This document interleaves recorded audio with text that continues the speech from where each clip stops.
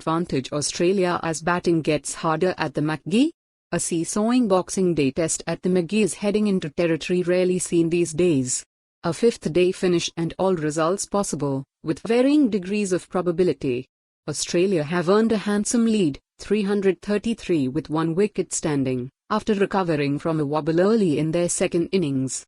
India had looked in a promising position on Sunday. They had the hosts 91 for 6, but they struggled to get through the tail and will have to break the record for the highest successful chase at the MCG to win the test. Marnus Labuschagne, who top-scored for Australia with 70 off 139 balls, believed his team had always been ahead in the game.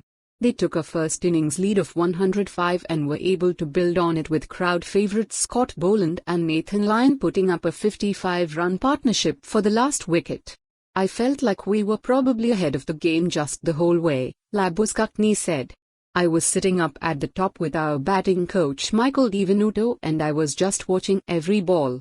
We're scrapping for runs, there was overthrows, leg byes, running twos, that last bit had everything. I mean we even had the game finished with a no-ball wicket into a last ball 4, so I mean people that say test cricket isn't exciting, I mean I'm a player and I was watching and I was excited." The natural wear and tear of the pitch as a test match goes into the fifth day has brought a new challenge for the batters for the first time in this eras. As the game's gone on, the bounce has got less and more inconsistent, Labuschagne said, wearing a bandage on his right arm from where an Akash deep ball kicked up and hit him. "So we're getting more balls hitting the stumps, more balls skidding through, and we're getting that coming through on the data. And that's probably the major difference. The seam movement's probably been the same throughout the game, but just the amount of bounce is significantly lower, so that makes for pretty tricky batting there. More balls are hitting the stumps from a shorter length, balls are skidding through, few balls shot up today."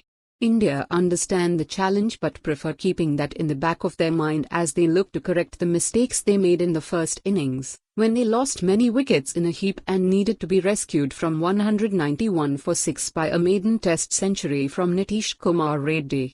About the pitch, "I feel like you need to get one or two good partnerships. I feel like from the first day the movement was there off the pitch," Reddy said.